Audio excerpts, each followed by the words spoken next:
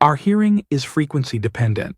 You need much more sound pressure at very low or high frequencies for the ear to perceive them as loud as a mid-frequency tone. In 1933, Harvey Fletcher and Wilden Munson first mapped equal loudness curves, showing how many decibels at each frequency sounded equally loud to listeners.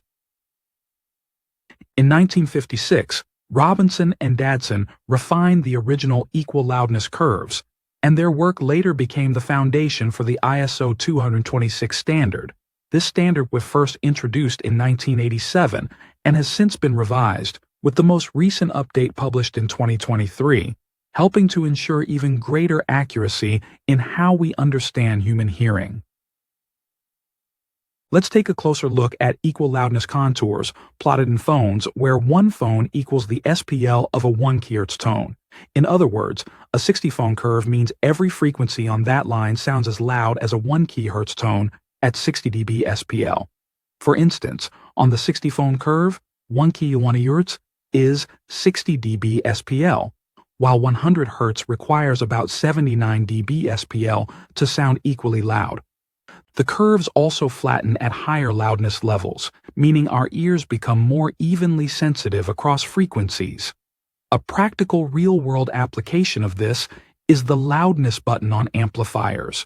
It boosts the low and high frequencies when playing at low volume to approximate these contours, so music feels fuller and more natural even when it sounds quiet. To reflect how we actually hear, we apply filters to sound measurements. The most common are A weighting and C weighting. A weighting is based on how the ear perceives quiet to moderate sounds.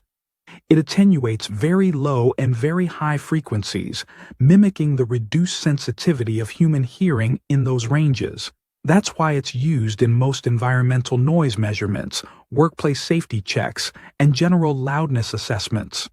C weighting, on the other hand, is flatter across the frequency range and is used when measuring louder sounds, like concerts, sound reinforcement systems, or equipment where peak levels matter more than perceived loudness. Together, these filters help ensure that sound levels are measured in a way that aligns with human perception, depending on the loudness of the environment. That's all on equal loudness and weighting curves. Subscribe for more CTS-D Quick Bits and keep leveling up your AV knowledge. Thanks for watching CTS-D Quick Bits. Subscribe for more exam tips and join our AV learning list to stay ahead.